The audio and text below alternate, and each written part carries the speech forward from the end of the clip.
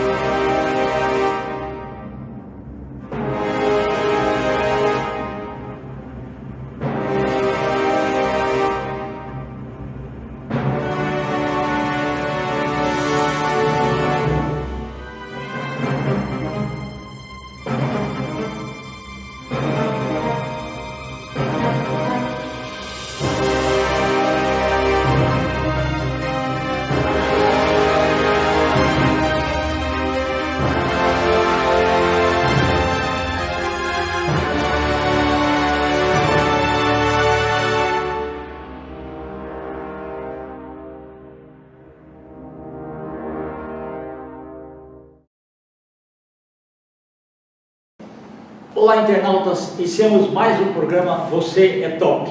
E hoje o nosso programa está realmente muito top. Nós tivemos aí a honra e o privilégio de ter aqui um cineasta brilhante, Gastão Coimbra. Gratidão, viu, meu amigo? Você com tantos compromissos aí vem nos dar aí esse momento maravilhoso. É um prazer estar com o meu grande amigo aqui, né? Sempre que ele me chama eu faço questão de vir, né? Obrigado. E prestigiar o seu programa. Tá bom. Gastão, conta um pouquinho para os nossos internautas onde você nasceu, um pouquinho da sua trajetória profissional e em que momento da sua vida que você falou, eu quero ser cineasta. Olha, eu sou de Ituverava, no interior de São Paulo, que inclusive é do Vitor Martins também, que era o compositor lá com o Ivan Lins, né? E do Gustavo Borges também, nadador, né? Ok. Essa turma, e o Marcelo Tassi também é de lá. Então esse é o pessoal de lá que veio de Ituverava e fez alguma coisa assim de diferente, né? Então eu tinha duas paixões, né? Logo cedo eu queria ser, sabe como é que é adolescente, né? Sonha mil coisas. Eu queria ser piloto ou astronauta e eu queria ser cineasta. As duas coisas. Eu acabei formando as duas. Me formei piloto comercial, cheguei a voar 1.800 horas como piloto. Cheguei a voar Airbus um pouquinho na TAM, curto período. Tivemos aquele ataque das torres gêmeas, aí houve uma demissão grande, né? E também fui desenvolvendo paralelamente como hobby a cinematografia. Por quê? Exatamente devido aos custos absurdos, né? Tínhamos aí, a gente estava conversando há pouco tempo, mas o nosso telespectador não escutou isso, né? De que tínhamos aí um custo alto, né? Na época, o que seria hoje 4, 5 mil reais uma lata de filme, né? Que era 1.800 reais, né? Então era muito inviável ser cineasta. Você tinha que ser de uma família muito abastada, um herdeiro de alguma coisa, senão você ia à falência para fazer uma longa-metragem, né? E outra coisa também, você tinha que revelar aquilo, você tinha que ter o saco preto, você tinha que ter isso, tinha que ter aquilo, tinha que ter chassis extra para a câmera. Era uma série de coisas para se trabalhar com uma câmera dessa. Tripés eram pesados, caríssimos, tripé Sattler, que é o que se usa na cinematografia mundial ainda, né? Eles já estão menores, mas na época eram muito parrudos por causa do peso. Custavam, hoje ainda custam 35, 40 mil reais. Um tripé, né? Estou falando nem da câmera. Né? Eu tive a sorte aí, mais para frente, de comprar uma senhora idosa que o marido veio a falecer e tinha uma câmera 35i e eu comprei, fiquei um período com ela. Como a câmera estava sem chassis, ela, na cabeça ali dela, achava que a câmera estava quebrada. Porque estava sem chassis, o que é normal. Mas eu, sabendo que aquilo ali ia acabar parando na mão de um atravessador, eu falei para a senhora, então eu compro. Comprei por preço de banana, algo que custava o preço de uma Mercedes. Legal. Graças a Deus tem pessoas que se desfazem das coisas sem pesquisar muito. Né? Senão não teria se tornado cineasta. Você chegou a fazer um curta? Vários. Tem, só na Ancine eu tenho 5 registrados lá mesmo. Mas eu venho de um background, voltando lá atrás, de pintura e escultura, que me levou até me tornar imortal pela academia agora do ano passado, porque eu antes do cinema, eu estudei os grandes mestres da pintura. Eu tinha muita facilidade com desenho, desde pequeno, assim, ninguém me ensinou, eu desenhava bem, depois fui fazer algumas aulas para melhorar, e passei a estudar Rembrandt, Vermeer, Caravaggio, Michelangelo, Leonardo, sim, escultura também, porque, né, tanto Leonardo quanto o Michelangelo eram escultores, eu achava eles, né, cheguei para Florença, visitei ali os lugares que eles viveram, foi muito, muito interessante. E aí me desenvolvi muito nessa área e eu imaginava esses caras dos dias de hoje, não queria ser cineastas, né, que eles viam a cena, né, você pegava Rembrandt e imaginava aquela cena. Exato. A cabeça dele não tinha um cinema, mas se tivesse, eu tenho certeza que Rembrandt ia reproduzir aquilo em filme, né? Porque na cabeça ele tinha o ângulo, o enquadramento, tudo correto já, né?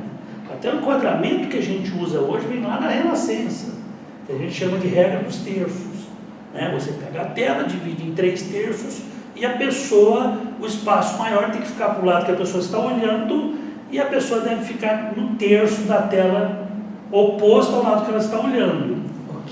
E manter aí 2 polegadas, como o americano fala, para encostar no teto, né? Então, a gente vai dar aulas de fotografia, tudo. A primeira coisa que a gente começa é corrigindo isso, porque a pessoa pega o celular, primeiro ela coloca na vertical, porque a tela de cinema é na horizontal. E depois a gente joga um teto gigante para cima, que é uma informação desnecessária, né? Sim. Então aí é o padrão mundial, pode ver nas novelas todas, você deixa 2 polegadas acima da cabeça de quem está sendo filmado naquele momento. Mas é interessante, porque muitas vezes a pessoa não observa, né, que tem isso daí. Né? E isso surge lá com Leonardo na Renascença, né, com os grandes mestres da pintura, já surgiu ali. Você vê a Mona Lisa, ela tem uma leve inclinação, ela está na regra dos terços. É verdade. Então esses caras, né, já tinham essa visão da cena e a gente foi se nutrindo dessa são precursores aí os precursores. Eu acho que eles são os pais aí desse cinema, principalmente os barrocos, né? O barroco holandês, que é o mais forte, que já existia essa coisa de uma luz, a fonte de luz central, né? Mas os modernistas não tiveram essa preocupação. Não, aí já é outro, porque é um abstrato, a luz não importa tanto, né? Então foram realmente os clássicos que influenciaram, né, toda essa geração, principalmente da década de 30, 40 também, né? Que você usava uma fonte de luz forte pela janela e tudo isso que acabou, eu adoro até hoje, né? Ô Gastão, e tudo assim, você tem no filme, você tem o diretor de cinema e você tem o diretor de fotografia também, né? Sim. Que domina a luz direitinho, né? Tá, essas coisas. Me falaram o seguinte, se você pegar o mesmo roteiro e dar para 10 diretores de cinema, sai 10 filmes diferentes. Sai 10 filmes diferentes, sabe? Porque cada um tem um foco, o pintor também, né? Se você pegar o Rembrandt, o Leonardo, Michelangelo, botar numa sala, botar a mesma mulher ali, vai ser um monte de quadros diferentes. Exato. Sai semelhante, que é a mesma pessoa que está posando, mas são formas de misturar as tintas, de dar um foco de luz diferentes, né? E o próprio Leonardo, ele tinha um grupo, eu estudei muito Leonardo, eu cheguei a reproduzir algumas coisas de Leonardo, eu tenho alguns desenhos que eu reproduzi a olho nu, olhando para reproduzir o traçado do Leonardo, que eu achava ele, não sou só eu, né? Todo mundo acha o gênio, né? E fiz algumas telas, por exemplo, pintei algumas telas com fotos antigas, mas no estilo do Rembrandt, por exemplo, para reproduzir. E aplico tudo isso no cinema hoje, né? Aplico a forma, o visual. Então, quando eu sou elogiado, eu falo, tem coisa atrás de tudo isso, né? Não é um acerto acidental, assim, né? A gente usa todo esse conhecimento para que no final isso fique. Mas voltando ao Leonardo, o Leonardo tinha um grupo de alunos chamados Leonardeschi. Então ele ganhava, para aceitar a pessoa tinha que ser muito bom. Então, o pai e a mãe chegavam ao meu filho, é muito bom. E ele dava aula. E ele punha uma bolsa para posar e eles pintavam o estilo dele. Ele explicava como ele fazia. A pessoa estava pagando para aprender o estilo dele, né? Depois criava o estilo próprio. Primeiro você vem aqui comigo, depois você faz o que você quiser. Né? Então tem muitas pinturas, inclusive, que surgiram depois, que confundiram achando que era do Leonardo, e depois foram descobrir que eram dos grupos dos leonardescos, que estudaram com ele. Certo. Até hoje hoje a fama ainda tem continua isso. dele. A fama continua nele, né? Esse é. Jesus que apareceu agora recentemente, né? Que consideram a obra última, a obra assim encontrada dele, né? Maravilhosa, por sinal, alguns críticos falam que é de algum aluno brilhante dele. Porque como tem alunos que imitavam tão perfeitamente o traçado. Até o domínio da luz, tudo, né? Sim, porque tem gente que falou, poxa, o cara é muito bom, né? Você imagina, mesmo sendo uma cópia inspirado, né? O indivíduo ter a possibilidade de ter estudado o Da Vinci é uma coisa que, sem dúvida, né, que é incrível. Mas o cinema, depois, vários se inspiraram, né? O Ridley Scott, que é o que fez Cruzadas, que fez a série Alien, né? O Oitavo Passageiro. Isso, perfeito. Vários filmes, né? O último que ele fez de Ramsés, né? Que abre o mar, aquela coisa toda. O Ridley Scott foi pintor clássico também. Diga, sim. Essa base é tão importante. Ele fez o Chuvadeiro também. Vários filmes.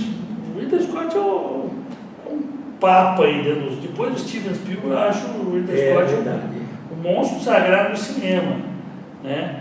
E o Ridley Scott... Tem inspiração deles também, né? A gente sempre tem, né? O Steven Spielberg fala o seguinte: eu sou tudo que eu já assisti, gostei, mais a minha contribuição. Então, assim, outro dia eu pegava meu trailer e falava, parece o Duna. Eu falei, não é que parece o Duna. Foi o primeiro que eu lancei o trailer antes do Duna. Não foi lançado ano passado. Tá. Mas eu assisti o primeiro Duna na década de 80. Muito legal. Quem que não gosta daquelas roupas pretas coladas, né? Exato. E no meu filme é assim, né? As mulheres são as soldados nesse futuro aí que eu tracei aí, né? E sobram só os homens modificados geneticamente. E aí a gente tem uma roupa assim, futurista, né? Então tem gente que me fala, você copiou isso do Duna? Eu falei, não, eu copiei isso do Duna. Esse trailer está antes do lançamento do Duna. Talvez eu tenha me influenciado pelo primeiro Duna. É verdade. Mas não tem nada a ver, né? Um contexto. Eu escrevi um filme agora que eu quero fazer, e um personagem, ele tem uma deformação. Né? É uma moça linda que veio para o Brasil, baseada numa história real, uma brasileira que foi... Brasileira, uma francesa que foi queimada como bruxa no Brasil. Que eu fui pesquisar com a arquidiocese se alguém tinha sido queimado no Brasil. Como isso é 1800 por aí, alguma coisa? 1492. Nossa, e aí eu criei um personagem, porque sabe-se pouco dessa história, pouquíssimo, assim, na época não tinha referência. E aí eu criei um personagem que era o antagônico dela, né? Ela é maravilhosa, tanto que ela foi queimada porque as mulheres falaram que ela era bruxa para ela morrer queimada, porque os homens ficaram apaixonados por ela. Olha que louco. O ser humano continua podre, né? Ela era muito bonita, isso aqui chamava-se São Paulo de Piratininga, tinha apenas 1.800 pessoas morando em São Paulo, e um vilarejo, né, de europeus aqui, não tinham nascidos aqui. Quando chega aquela mulher linda, maravilhosa, o marido dela morre acidentalmente, e todos os homens começam a cortejar, os homens casados, começam a cortejar a moça. E aí acabaram, e ela sabia fazer algumas posições, eu não posso nem contar porque eu posso ser plagiado. O próximo. A minha pesquisa, o brasileiro plageia, o outro sem dó, capaz de aparecer um filme igualzinho. Coisa. E aí, é o que eu estou pensando, estou entrando no projeto assim, tudo e tal. E aí eu criei um cara chamado Erasmus, aquele que deu tudo errado na vida dele, nasceu todo deformado, a mãe entrega ele por ser uma mãe solteira na porta do mosteiro do São Bento. Foi isso que já falaram. Eu falei, gente, a gente não pode fazer alguém com deformação, porque todo mundo vai dizer que o corcunda de Notre Dame. Não é outro contexto. Não, eu sabia que você estava esperando você falar isso. E todo mundo já associa, então você não pode mais fazer um personagem assim. Falaram isso para mim. É o corcunda? Eu falei, não, o corcunda era em cima da catedral. O corcunda era corcunda, o meu não é corcunda. Né? Então, assim, mas todo mundo sempre fala isso. Eu falei, pô, você podia estar fazendo um Homem-Elefante. Né? Verdade. O Homem-Elefante ganhou o Oscar. Né? O Homem-Elefante também tem deformação. Exato. Né? Brilhante e tal. Mas é um outro contexto, tem nada a ver. Né? Ele se apaixona por ela e ele começa a escrever versos, que ele é muito inteligente, apesar de todo mundo achar que ele não é inteligente. O ser humano tem esse defeito. Se alguma coisa ele acha muito feia, ele acha que é ruim. Então ele nunca vai imaginar que um homem muito feio assim, todo deformado, possa ser inteligente. É um filme que mostra assim, muito da realidade das pessoas, né? Da psicologia do ambiente. Eu sinceramente acho que a humanidade não melhorou nada. A gente só trocou a casca. A gente matava com flecha, com espada, agora a gente explode uma bomba e já mata muita gente. É verdade. A gente até piorou, né? O cara matava um com espada, agora você está com uma bomba atômica e mata uma cidade inteira, 2, 3 milhões de pessoas, né? Entende? Você acha que melhorou? Se você consegue matar mais gente, então a gente ficou hipócrita, um pouco mais sofisticado, né? A civilização. Então a gente consegue, por exemplo, destruir alguém porque tem uma opinião diferente da sua. A gente está vendo isso hoje, né? Verdade. Então eu sou democrático. Você fala uma coisa diferente do que eu falo, você vai ser preso. Então, assim, eu acho que tem que tomar cuidado também com isso, né? Verdade. Eu postei isso outro dia, apesar de meus amigos, eu tenho amigos de esquerda e de direita, eu falei, gente, uma coisa que a gente não pode esquecer, a gente tem que dar o direito da pessoa, pode ser até um inimigo, que tem uma opinião diferente da sua. Exato. A partir do momento que você não deixa que o outro tenha uma opinião contrária, por pior que seja, não quer dizer que essa opinião tem que ser boa. A partir do momento que eu acho que a opinião tem que ser boa, eu já estou tentando manipular essa pessoa. Ela pode ter uma opinião absurda. Eu conheci pessoas na Alemanha que acham o Hitler o máximo. Mas é o direito dele, eu vou matar o cara porque ele acha o Hitler o máximo.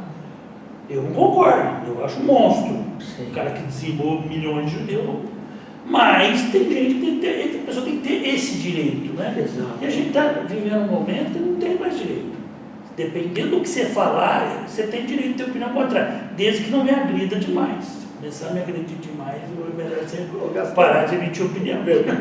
Se aparecer um roteiro para você avaliar, vem o roteiro, vem um monte de coisas, e fala assim, olha, tem dinheiro para o filme, você topa ou você fala, não, esse daqui é de idade média, eu não gosto, esse daqui você se dá direito de avaliar se você quer fazer o filme ou não? Sabe qual é o problema? Eu sou um diretor roteirista. Eu tenho uma fila de roteiros que eu gostaria de fazer antes de partir desse planeta. Esses todos os filmes aí foram roteiros seus? São todos roteiros. Nossa, eu acho que eu não sou um roteirista diretor. Eu adoro dirigir, mas eu gosto de escrever uma história, entende? Quando você está falando roteiro, você vê mais ou menos como história em quadrinhos, assim, já?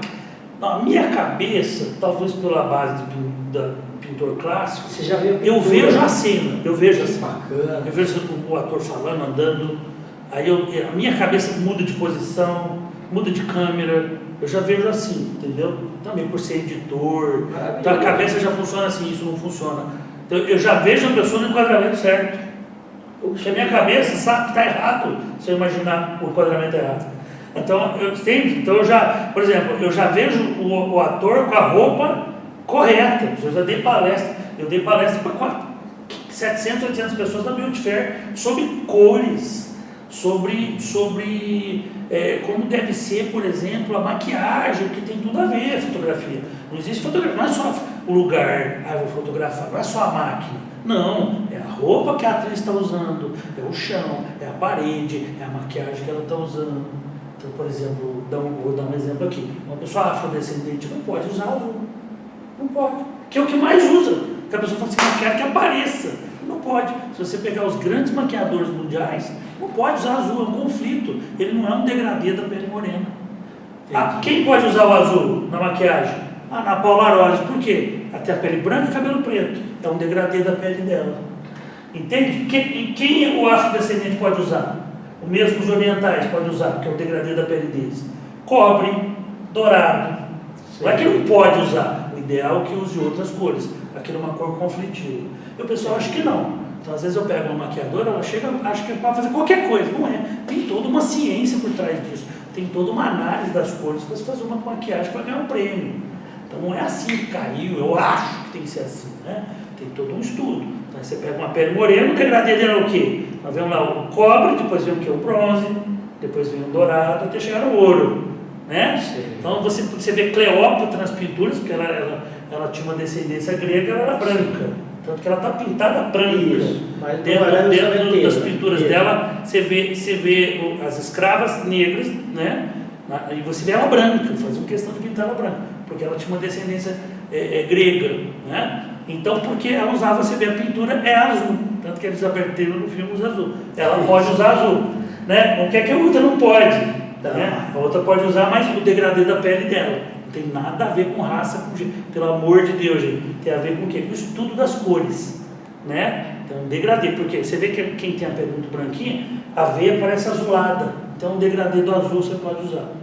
Né? O degradê do marrom qual é? Cobre, dourado, bronze, fica mais bonito. Né? Se você pegar uma pessoa e fizer a maquiagem melhor, comparativamente você vai falar: quem está mais bonita? Essa moça aqui, que está com dourado, e essa que está aqui com azul. Você vai dizer: não, essa está mais bonita. Por quê? Porque está corretamente feito. Tá. A gente estava falando, nesse momento que você chegou a ser imortal pela Academia de Arte, Sim. você já se sente realizado ou tem muita linha ainda para queimar? Ah, tem muito, né?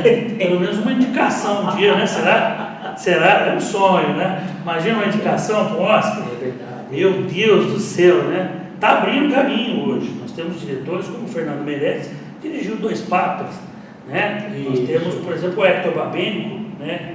Inclusive é o patrono da cadeira que eu assumi na academia. Ele foi indicado pelo Beijo da Mulher-Aranha, né? Exato. Não ganhou, mas foi indicado. Então, existe essa possibilidade? Existe. É um sonho, a gente não pensa nisso, não vou fazer isso. Você faz um filme, né? Eu vi agora o Brendan Fraser, né? Um filme de menor orçamento da história da carreira dele, fez a Múmia, milhões de dólares. Sim. O menor orçamento, chama A Baleia, que ele se despojou de toda a beleza física dele. Né? Foi feito um make-up em que ele pesa 130 quilos, 160 quilos, né? Uma obesidade mórbida, ele está indicado ao Oscar agora. E o filme é maravilhoso. Sim. Então também não tem muito a ver com isso, né? Às vezes você imagina um baixíssimo orçamento. Aquilo é um filme que no Brasil você faz com menos de 1 milhão. Né? E é o filme indicado ao Oscar, tanto o diretor, né, quanto o Brendan Fraser. Então o cinema tem essas coisas também. Eu gostaria, né? Essa da academia já foi um negócio de doido. Na segunda academia do Brasil, depois da Academia de Letras, você ser indicado, você fica. Eu achei que era trote, né? A academia me ligou a dizer que eu estava indicado e ia ser imortal da academia. Eu falei: vocês estão de brincadeira. Eu fui te aplaudir lá. Foi, ele estava lá, ele viu lá. A gente veste aquela roupa, fica parecendo Dom Pedro II, né? Eu estava barbudo, fica parecendo Dom Pedro II, todo bordado, dourado, aquela coisa toda. Gastão, quando em Ituverava, Sim. Você ia frequentemente no cinema ou mais televisão? Não, eu ia no cinema e eu fiz umas coisas que, né, depois eu vi até que o Steven Spielberg fez algumas coisas parecidas com o que eu fiz na minha época, e eu entrava com um gravador grandão, escondido numa sacola, para gravar o som dos filmes, de tão fanático que eu era. Entendi. Então, não dava para gravar a imagem. Eu entrei no Super-Homem do Christopher Reeve, lembra? Eu lembro. Eu gravei, que eu queria aquela abertura, né? Sim. E entrei no Star Wars também, gravei. Legal. E aí a minha irmã, que era casada com um militar, hoje coronel, naquela época ele era tenente, eles moraram em outros lugares que pegava a Rede Globo, e depois ela foi morar em Manaus, ela trouxe, eu lembro até hoje, um disco para mim do Super-Homem original, que não existia, assim. São Paulo tinha, era o CD da trilha sonora. CD da trilha sonora. Não dava para pensar no filme. Não dava.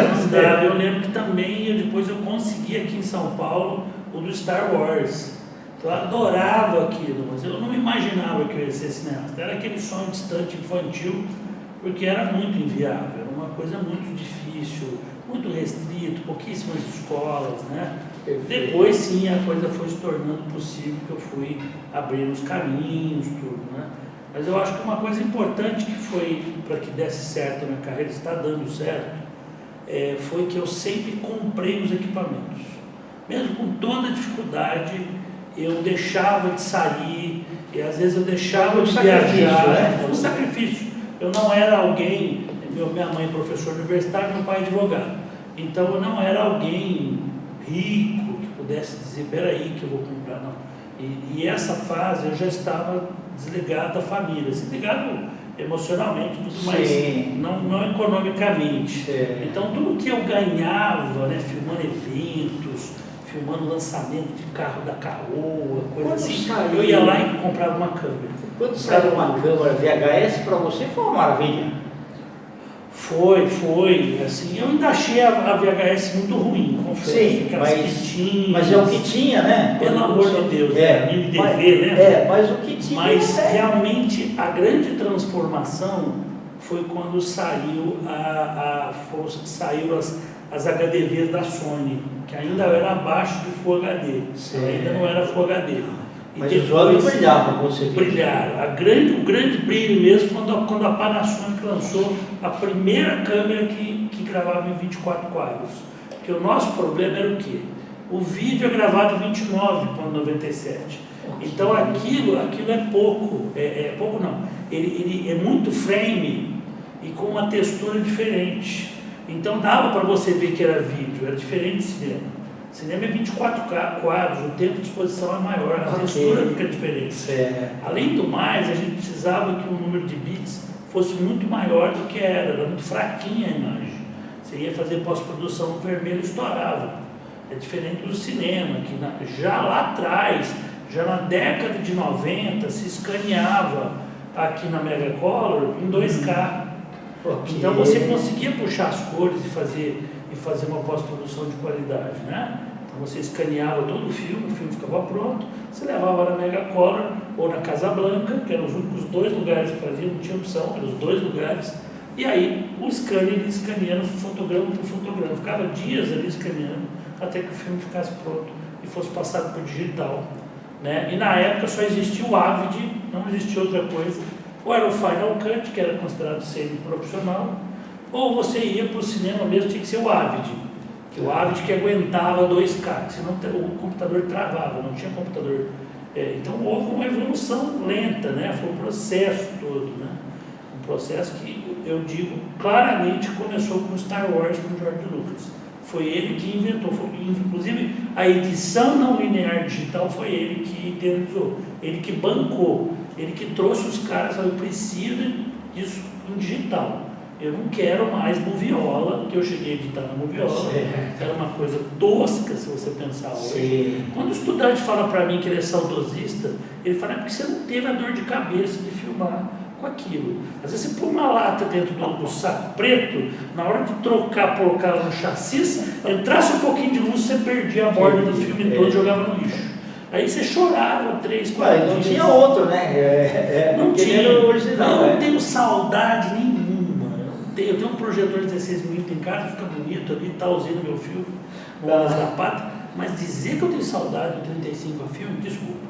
Eu adoro saber que hoje eu gravo em 6K, minha câmera é uma GH5 6K, né? Então assim, 400 megabytes por segundo, poxa, filmes grandes, aí, famosos, né? Foram feitos com scanner 2K, é muito superior, imagina, 6K com 400 megabytes. Então, assim, hoje não dá mais para reclamar, né? Até uns 10 anos atrás, o cineasta falava, porque a latitude do digital não acompanha. Vou dizer, já estava 10 anos atrás, 15 anos atrás. Hoje não dá para falar isso. Sim. Hoje tem a Blackmagic 12K. Sim. 12K, foi lançada há um ano atrás. Né? Então, assim, o filme acabou, não adianta, né? Já era, desculpa, é outra tecnologia, né? Não vamos voltar a andar de carroça. É verdade. No filme usar uma carroça, tudo bem, não vamos filmar com carroça. Por curiosidade, os filmes de antigamente, eles gostavam de mostrar cenários, sabe assim, a fazer acompanhamento ali e tal. Hoje eu vejo assim, e as cores eram mais naturais. Hoje assim, eles procuram colocar um tipo de um azul meio estranho assim e tal. E não precisa ser só de suspense e terror, não. Quase todo tipo de filme eles põem lá um azul ali e tal. Mas o chroma key é azul de chroma key, eu estou falando um azul normal. Azul normal, assim, o cenário, sabe, né? Assim, então o azul, ele não deve ser usado. Tá, o único azul que se usa, é o azul turquesa. E pequenas variações dele, tá? Porque os outros azuis são considerados péssimos para o cinema. Tá, a gente vê assim. Você pode ver que quase sempre é o turquesa. Não é o Royal, que nós estamos vendo ali, o Royal, né? Esse azul Royal não é considerado bom. O turquesa não, o turquesa ele é diferente, ele é mais chique, vamos dizer assim. É a cor do Mar do Caribe. dá uma pesquisada no turquês, você vai ver os grandes filmes ganhadores de Oscar, quando aparece o azul turquês. Tem alguma coisa, o Turmalina, que é considerado legal, uma coisinha ou outra que sai fora desse padrão. O resto é paleta do marrom. Se você pegar todos os filmes ganhadores de Oscar de fotografia, é paleta do marrom. O rosa também é abominado. Por quê? Porque ele tem uma frequência rosa, como o amarelo-limão, o verde-limão, né? Que tem um amarelo que vai para o limão, ele fica entre o limão e o amarelo. Também gera uma frequência que incomoda, então ele tira a atenção do espectador. O que o pessoal faz? Mas o filme legalmente loira, era rosa e tal. O que o pessoal faz? Usa um rosa bem suave, que é aquele bebê, não o choque, evita o choque, o rosa choque, e usa pátina, né? Envelhece ele, então ele fica um rosa maquiado, mas não se deve usar, é muito pouco. Cores proibidas, elas não devem superar 7% na tela, entendeu? Por quê? Porque você vai jogar a atenção do público com aquilo lá, perdeu a cena, né? Então a paleta do marrom é a campeã. Pode olhar os grandes filmes, Moça com Brinco de Pérola, ganhador do Oscar de fotografia, que conta a vida do Johannes Vermeer, que é o pintor holandês famoso, que inclusive colocou a Scarlett Johansson no cenário mundial. Ela não era conhecida, foi aí que ela estourou, que ela está olhando para trás com aquele brinco de pérola, imitando a pintura do Vermeer. Aquele filme, pode olhar, só tem paleta do marrom, a paleta dos tons da terra, né? Eu estou falando marrom de uma forma popular para o pessoal entender. Então, tons pastéis. Se você fizer uma casa inteira em derivados dos tons pastéis, ela está linda. Pode ver quando você chega num cenário, então você pode ver, aí você tem o terra, o cobre, é tudo paleta do marrom. Se você usar isso aí, acabou. O azul, tudo bem, você está no escritório, tá. Vou filmar? Não. Entendi. Aí é o Royal, né? Esse puff é Royal, você vê que ele é chique, ele é legal, ele não choca, ele é palatável. Ô Gastão, e os cortes? Antigamente você não tinha tanto, hoje os filmes têm muito corte, né? Então, houve uma modificação muito grande na linguagem cinematográfica. Inclusive, um dos defeitos né? no Brasil é que as faculdades, infelizmente, estão pensando há 30 anos atrás, por culpa de professores saudosistas, infelizmente, que não então elas né? ensinam uma estrutura que não se faz mais. Então, a estrutura de roteiro era 30 minutos de introdução, padrão, 50 minutos de desenvolvimento e 30 minutos de finalização. Então era um trapézio. O que aconteceu? Tombou esse trapézio. O final hoje é bem no finalzinho, não tem que era 30 minutos de final, não, fica 5 minutos de final. Então o filme vai no auge para manter a pessoa grudada ali. E a introdução, até 5 minutos de filme, tem que acontecer algo impactante. Senão o cara muda de canal. As emissoras descobriram, quando a gente passou a ter controle eletrônico de quem assiste o filme, que se o filme ficar nos 10 primeiros minutos não acontecer nada, as pessoas mudam de canal. E aquele filme não recebe mais. Por exemplo, no Amazon Prime, se você mudar aquele filme, você só recebe os 10 minutos que assistiu. Só que aí descobriram que o pico não é em 10 minutos, é em 5. Então você tem que fazer algo acontecer. O filme já tem que começar. E naquela época que a estrutura de filme, de roteiro era ensinada, o Brasil ensina muito assim, era 30 minutos de introdução. Então você pega o Bebê de Rosemary, ou você pega, por exemplo, o Exorcista, que é um sucesso, os primeiros 30 minutos você vai descobrindo quem é o Padre Mary, quem que é a menininha, isso ninguém suporta hoje. Hoje você tem que rapidinho, em 5 minutos, apresentar todo mundo dentro do contexto e já aconteceu alguma coisa. As pessoas não têm paciência. Era 30 minutos de introdução para não acontecer praticamente nada. Assiste de novo o Exorcista, você vai ver isso. É 30 minutos de introdução, aqui onde ele é o padre, onde ele funciona. O máximo que tem ali que choca um pouco é aquele crucifixo que gira, já mais ou menos a 10 minutos. E não tinha nada. Mostra que ele é um arqueologista, mostra tanto é que o remake já é diferente. Exatamente. Mas é banho-maria, 30 minutos de banho-maria. Aí começa o desenvolvimento. Era quase que no relógio. Hoje não aguenta. Hoje 30 minutos assim, para filmes de faroeste, para tudo, né? Tudo era assim. O Bebê de Rosemary é campeão. É 30 minutos de monotonia na abertura. É o Cassavetes, né? Você quer desistir do filme, porque 30 minutos só de... Mas eles estavam seguindo uma linguagem que se acabou. O Polanski, né? Então essa montagem que você vê, que você está dizendo que é rápida, é o padrão de hoje. Para você ter uma ideia, eu segui no meu filme agora isso, né? No Retorno da Luz. Né? Você não pode ter mais do que 3 minutos sem acontecer nada, tem que ter um pico. Mas, Gastão, mas eu quero fazer uma cena de 6 minutos, então coloca 2 picos dentro. Então, por exemplo, eu fiz uma cena que durava 6 minutos, mas acontece o quê? Uma informação interessante. Então, daqui a pouco tem outra informação interessante. O padre fica descobrindo que aquelas meninas, e fala para a mãe que aquelas meninas são diferentes. E na Moviola não ia dar para fazer isso. Dá. Você tem filmes que foram já feitos. Você tem aí, por exemplo, o Náufrago, um filme super dinâmico, apesar de ser gravado numa ilha, porque ali é um exercício realmente de roteiro. O filme é dinâmico, mesmo tendo tudo para ser monótono. Ele já ainda foi de película, ainda foi na Moviola. Né? Não, ali já é um hábito de montagem, mas mesmo assim dava para fazer. O que não é que a linguagem não era assim. Era comum uma cena de 8 minutos. Isso não existe mais. Uma cena de 8 minutos tem que ter 3 picos. O cara vai entrar num quarto, vai ficar 5 minutos, tem que acontecer 2 coisas, tem que achar 2 coisas. Você entende? Alguma coisa. Senão a pessoa bocejou. E bocejou é igual o Mozart, né? Quando o cara bocejava 3 vezes, o rei mandava tirar a peça, mandava tirar a ópera. Hoje é assim, bocejou 3 vezes, o cara desliga e fala, sabe uma coisa? Eu estou aqui na Netflix, eu estou aqui na Amazon, eu vou parar, esse filme está chato, não gostei. E troca. Castelo, nos filmes antigamente, que eu achava bonito, era assim, aparecia a distribuidora e tal, e aí vinha o nome do ator principal e da atriz principal, depois aparecia o título do filme e tal, não sei o que, coadjuvantes, não sei o que, quem fez o trilha sonora e tal, e produção e direção. Né? Já mudou de canal. Pois é, hoje já não tem Já mais mudou isso. de canal, o cara já mudou de canal, por isso que não tem mais. Começa o filme direto porque a pessoa tem que falar, esse filme é bom, depois vê os créditos.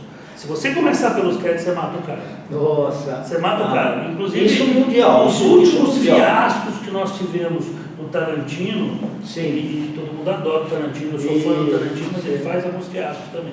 Além de extrapolar sempre o budget do filme. Sempre. O cara fala assim, vai custar 50 milhões, custa 100 o filme dele. O pessoal já treme quando sabe que vai produzir filme dele. Já faz o orçamento dobro, porque ele filma a mais. Tá? Eu sou fã do cara, mas o cara tem umas dificuldades. O Tarantino já fez isso, ele quer imitar os faroestes que ele amava no passado, aí ele começa a ler. Bastardos Inglórios lá, ele põe a música do Alamo. Para se ter uma ideia, eu conheço várias pessoas que falaram, eu fui assistir o filme Tarantino, já comecei a dormir no começo, mudei de canal. Né? Mudei de opção. Por causa disso, porque ele quer ir contra essa linguagem nova, muitas vezes, e não adianta, as pessoas não querem mais.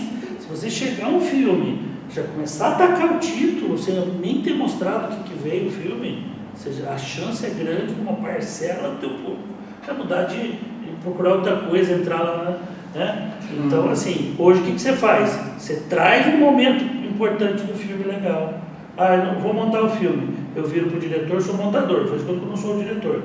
Posso pegar aquela cena que acontece uma coisa legal, cortar ela e pôr no começo do filme? Eu viro para o diretor. Pode. O ideal é que ele já filme assim, pensando nisso. Aí o que você faz? Já acontece uma coisa interessante, sei lá, filme lá, contatos imediatos do terceiro grau. Hoje, já o menininho já abriria a porta, a nave lá fora, aquela ventaninha toda, e aquele impacto todo corta, começa o filme. Aí você fala o que? Caramba!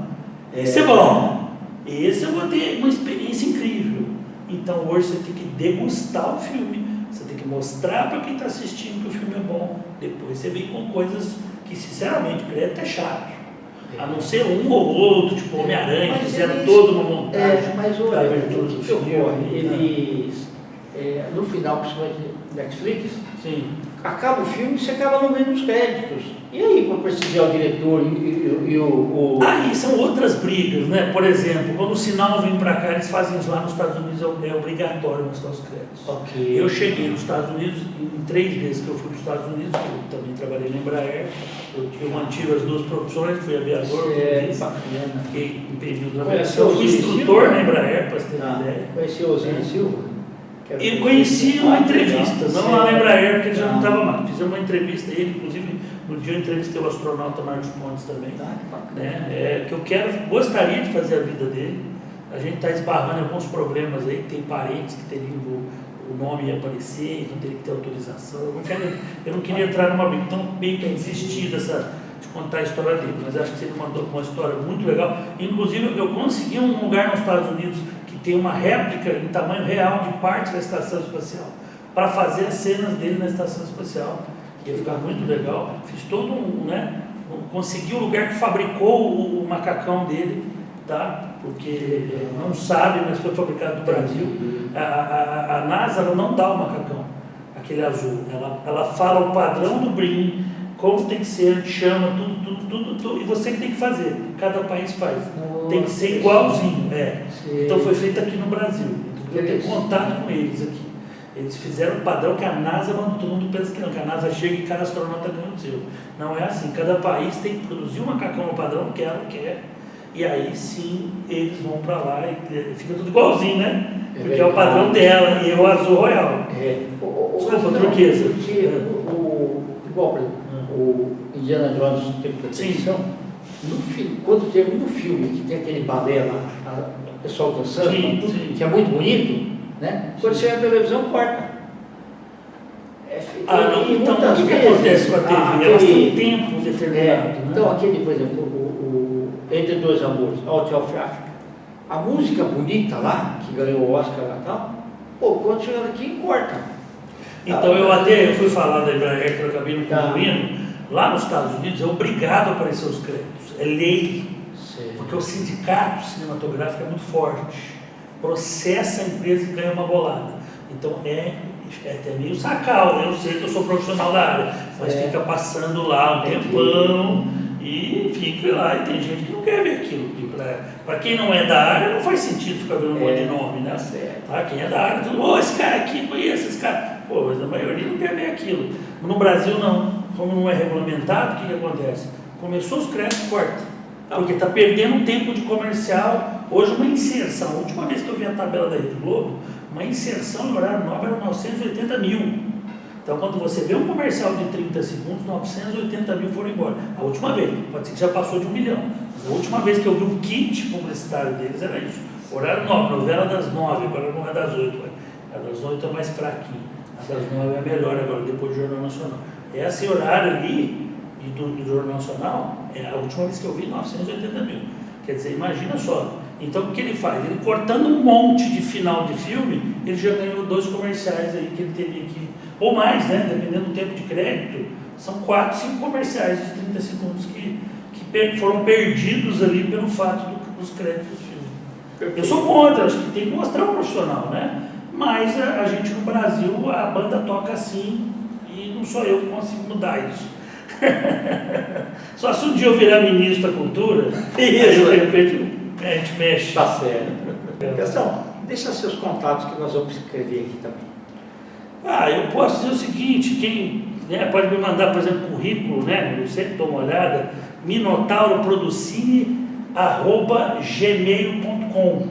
Telefone eu não vou dar, senão não vão ficar ligando direto. Não, perfeito. Mas manda currículo, né? Atores, atrizes, técnicos, né? A gente dá uma separada, a gente nunca sabe. Às vezes você não quer um perfil, a pessoa pensa que não tem aquele perfil, de repente você olha e fala, nossa, né? Essa pessoa está a cara do personagem que eu preciso. A gente nunca sabe o que vai acontecer. Né? Não dá para prever nada nessa vida. Você sai daqui, bate o carro, morre, acabou. Então a gente não sabe, tem que viver sempre achando que esse é o momento agora. Gastão, obrigado, viu? Opa, eu que agradeço. Internautas, os agradecimentos então a esse brilhante cineasta Gastão Coimbra. Nós finalizamos mais um Você é Top. Um grande abraço e até a próxima. Até a próxima.